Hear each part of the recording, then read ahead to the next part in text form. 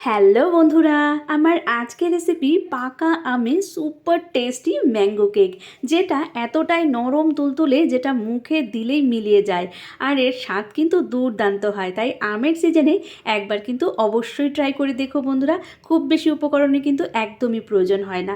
তো আমার আজকের রেসিপিটা যদি তোমাদের কাছে ভালো লাগে তাহলে প্লিজ চ্যানেলটিকে সাবস্ক্রাইব করে ভিডিওটা একটা শেয়ার করে দেওয়ার অনুরোধ রইল।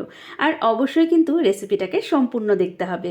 তো চলো বন্ধুরা, রেসিপিটা শুরু করে নেওয়া যাক। এর জন্য একটা বোলের মধ্যে প্রথমে আমি একটা ছাঁকনি নিয়েছি। তার মধ্যে কিন্তু এখানে আমি 2 কাপ ময়দা দিয়ে দিচ্ছি। এরপর এখানে হাফ চামচের মতো দিচ্ছি আমি বেকিং পাউডার, সামান্য লবণ, আর এখানে কিন্তু আমি গুঁড়ো দুধ দিয়েছি। তো কিছুটা পরিমাণ গুঁড়ো দুধ অবশ্যই দেবে, তাহলে কিন্তু কেকটা খেতে অনেক বেশি সুস্বাদু হয়। এবার সমস্ত উপকরণগুলো চেলে এটাকে আমি পাশে রেখে দিচ্ছি। আর এখানে দেখো বন্ধুরা, আমি একটা বড় ধরনের আম নিয়েছি। তো আমটা কিন্তু অবশ্যই একটু মিষ্টি হতে হবে, তাহলেই কিন্তু কেকের টেস্টটা অনেক বেশি ভালো হয়। এবারে আমি কিন্তু আমের শুধু একটা সাইড নিয়েছি, যেহেতু আমার আমটা কিন্তু অনেকটাই বড়। আর যদি তোমাদের ছোট আম হয় তাহলে কিন্তু পুরো আমটাকে কিন্তু এখানে ব্যবহার করতে হবে।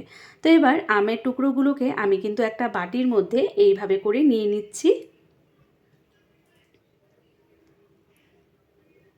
তো বন্ধুরা, পুরো আমের টুকরোটাকে কিন্তু আমার নেওয়া হয়ে গেছে। তো যতটা আম ছিল আমি কিন্তু খুব ভালো করে চেঁচে নিয়েছি। আবারও বলবো, আজকের রেসিপিটা অবশ্যই কিন্তু বন্ধুরা একবার ট্রাই করে দেখো। যারা পাকা আমের কেক কোনো দিনই খাও নাই তাদের জন্য কিন্তু ভীষণ সুন্দর একটা রেসিপি। তো এবারে আমি কিন্তু এই আমের টুকরোগুলোকে একটা মিক্সার জারের মধ্যে দিয়ে দেবো। তো এখন কিন্তু আমি এর মধ্যে দিয়ে দিচ্ছি চিনি। তো যেহেতু 2 কাপ ময়দা নিয়েছি, তার মধ্যে কিন্তু আমি 1 কাপ চিনি, আর সাথে এখানে আমি 2টো এলাচকে টুকরো করে এই মিক্সার জারের মধ্যে দিয়ে দিচ্ছি বন্ধুরা। তাহলে কিন্তু ভীষণ সুন্দর একটা ফ্লেভার আসে। এবারে এটাকে মিক্সিতে কিন্তু আমি পেস্ট করে নিয়েছি। তো আমার পেস্টটা ঠিক এই ধরনের হচ্ছে। তো বন্ধুরা, এখন আমি নিয়ে নিচ্ছি একটা বোল, আর সাথে কিন্তু আজকের কেকটা আমি শুধুমাত্র একটি ডিম দিয়েই তৈরি করব। এর জন্য কিন্তু আমি নিয়েছি একটি ডিম। এখন কিন্তু মিক্সিং বোলের মধ্যে এই ডিমটাকে পুরোটাকে কিন্তু একসাথে দিয়ে দিতে হবে। এখানে ডিমের সাদা হলুদ অংশ আলাদা করার কোনো দরকার নেই। এবারে আমি কিন্তু এখানে হাফ কাপ সাদা তেল নিয়েছি, কোনো রকম ফ্লেভার ছাড়া নর্মাল যে রিফাইন তেল সেটাকেই কিন্তু ব্যবহার করেছি। এবার একটা হ্যান্ড উইক্সের সাহায্যে খুব ভালো করে তেল আর ডিমটাকে একটু ফেটিয়ে নিচ্ছি। এখন আবারও সেই ছাঁকনিটাকে মেন মধ্যে রেখে দিচ্ছি। আর আমের যে পাল্প, যে পিউরিটা, সেটাকে একটু ছেঁকে নেব। না হলে কিন্তু অনেক বেশিরভাগ আমের মধ্যেই আঁশ থাকে, আর সেগুলো মুখে লাগলে কিন্তু খেতে একেবারেই ভালো লাগে না। তাই বন্ধুরা, অবশ্যই কিন্তু তোমরা এই জায়গাটা স্কিপ করবে না, অবশ্যই একটু ছেঁকে নেবে। দেখো এখানে কতটা আঁশ, আর সাথে কিন্তু এলাচের খোসাটাও আলাদা হয়ে গেল। তো এবারে আমার কিন্তু এই ম্যাঙ্গোটাকে এর মধ্যে মিক্স করা হয়ে গেছে। এখন কিন্তু এটাকে একটু ভালো করে চামচ দিয়ে একটু মিক্স করে নিচ্ছি বন্ধুরা।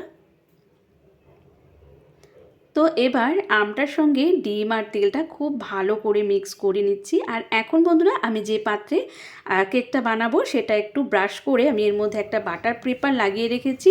আর এখন কিন্তু এই ব্যাটারের মধ্যে আমি এই শুকনো উপকরণগুলোকে দিয়ে দিচ্ছি। তো শুকনো উপকরণ দিয়ে খুবই হালকা হাতে এটাকে কিন্তু খুব ভালো করে মিক্স করে নিতে হবে। তো একেবারে কিন্তু দিতে যাবে না বন্ধুরা, তাহলে কিন্তু দলা পাকিয়ে যেতে পারে।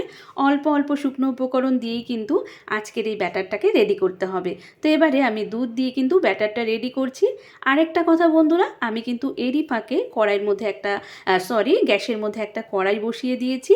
একটা স্ট্যান্ড দিয়ে ঢাকা দিয়ে কিন্তু লো ফ্লেমে 10 মিনিট আগে আমি এটাকে রেখে দিয়েছিলাম। তো এবারে কিন্তু ব্যাটারটা আমার একদম রেডি। ব্যাটারটা কিন্তু খুব বেশি পাতলা বা ঘন একেবারেই হবে না, ঠিক এই ধরনের একটা ব্যাটার তৈরি করতে হবে। এবার কিন্তু আমি এই বাটিটার মধ্যে পুরো ব্যাটারটাকে দিয়ে দিচ্ছি।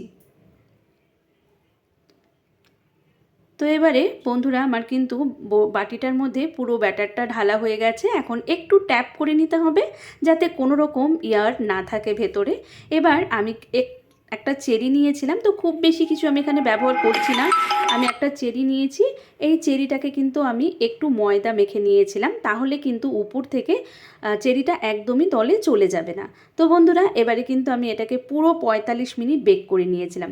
তো 45 মিনিট পর আমি কিন্তু এখানে একটা টুথপিক দিয়ে চেক করে নিচ্ছি যাতে কেকটা হয়েছে কিনা। তো দেখো টুথপিকের গায়ে কোনো রকম কেক নেই, তার মানে কিন্তু কেকটা পুরোপুরি হয়ে গেছে। এবারে এটাকে আমি ঠান্ডা করে তারপর ডিমোল্ড করে তোমাদেরকে কেটে দেখাচ্ছি। তো বন্ধুরা এই ছিল আমার আজকে এই সুপার টেস্টি ম্যাঙ্গো কেকের রেসিপি। তোমাদের কাছে কেমন লাগলো অবশ্যই জানিও। ভিডিওতে যদি কিছু ভুল ভ্রান্তি থাকে তাহলে কিন্তু একটু মানিয়ে নেওয়ার অনুরোধ থাকলো। আর অবশ্যই ভিডিওটা ভালো লাগলে লাইক শেয়ার সাবস্ক্রাইব করে আমার পাশে থাকার অনুরোধ রইল। তো আজ এই পর্যন্তই, আবারও ফিরে আসবো কোনো এক রেসিপি নিয়ে। ততক্ষণ পর্যন্ত পাশে থাকবেন, সাথে থাকার অনুরোধ রইল।